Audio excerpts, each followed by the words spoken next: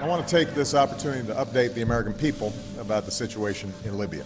Last month, protesters took to the streets across the country to demand their universal rights and a government that is accountable to them and responsive to their aspirations. But they were met with an iron fist. Oh my God! Oh,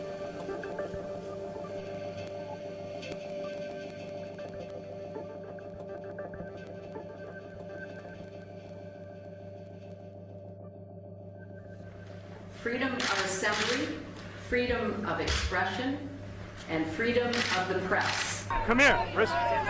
You want to get arrested or no? Are pillars of an open and inclusive society. There is a clear responsibility by the Egyptian government to hold accountable those responsible for these attacks.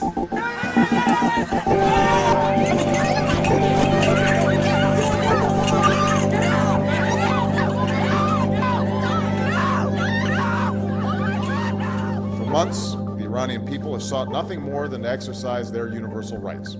We call upon the Iranian government to abide by the international obligations that it has to respect the rights of its own people. We call for the immediate release of all who have been unjustly detained.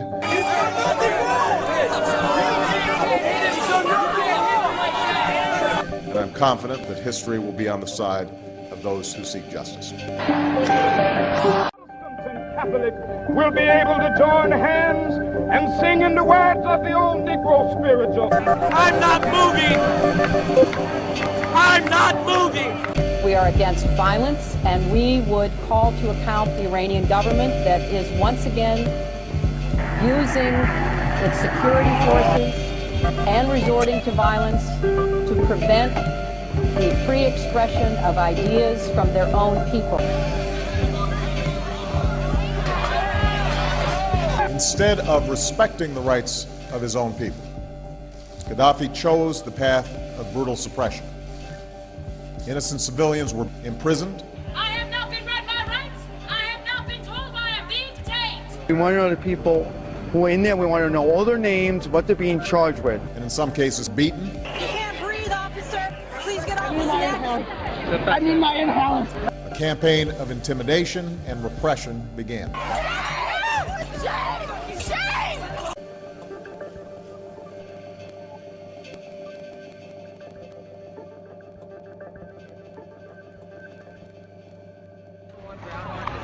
It is the responsibility of the government of Libya to respect the universal rights of their own people, including their right to free expression and assembly. What's his badge number? What is his badge number? Demonstrators have been beaten, attacked. It is absolutely clear that the Syrian government is running out of time.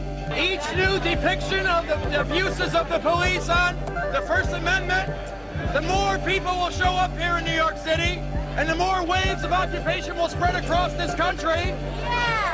What is absolutely clear is that we are witnessing history unfold. It's a moment of transformation that's taking place because the people of Egypt are calling for change. They've turned out in extraordinary numbers representing all ages and all walks of life. But it's young people who've been at the forefront.